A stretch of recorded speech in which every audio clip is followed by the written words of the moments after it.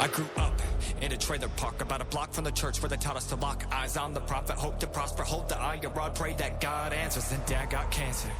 He was burdened with a debt no man could handle. No amount of food, cash, laying out of hands was enough to man the finances. I stopped tithing, kept that nickel. The tooth fairy hides under my pillow. And when I was little, one time I spotted a $50 bill chilling on top of the sidewalk. As I walked home with my aunt, I'd never seen as much green as that. Thought I was tripping, I picked it up, stoked, skipping the goat, blah, blah, blah, on my own. Then Aunt Shalene snatched it from me and she took it to a nearby grocery and gave it to a man who claimed he dropped it. My heart plummeted into the pit of my stomach, but I don't blame her one bit, no. She was just trying to teach me integrity, as if money didn't mean everything. I didn't listen or did the lesson, I just hurled my Slurpee into the trash can. My hand soaking with sweat-based red object, and my worship suddenly set. I came to believe my esteem as a human being was based primarily on one thing: the dollars I'm holding. Now I'm stuck here holding. I'd rather fall and lose it all than find myself in the same old.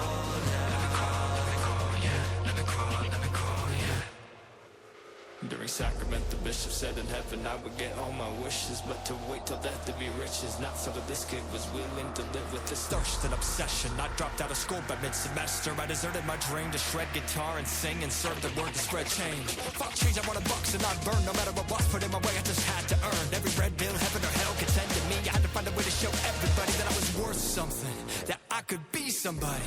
I could prove to everybody who thought I wasn't nobody that nobody could know me with all the money that I wanted to sell them. So I found a way to make people ATMs, exploit their ache to be young again, slinging product with claims I couldn't fulfill and hawk them at a high price until it filled my Wells Fargo. I was selling snake oil before I even had a driver's ID. My morality was foiled, rotten on the greed-infested topsoil. What's sick is I knew the truth and right thing to do, but my sins continued, never meant to stoop to make it sense. At others' expense, the move made no sense to my incensed conscience. Unconscionable, every transaction took a toll on my soul as I cashed in checks. My bankrupt ethics went unchecked until I had nothing left. I'd rather fall and lose it all than find myself in the same old hell. Let me crawl, I'd rather stay in this empty chase than find myself winning the wrong game.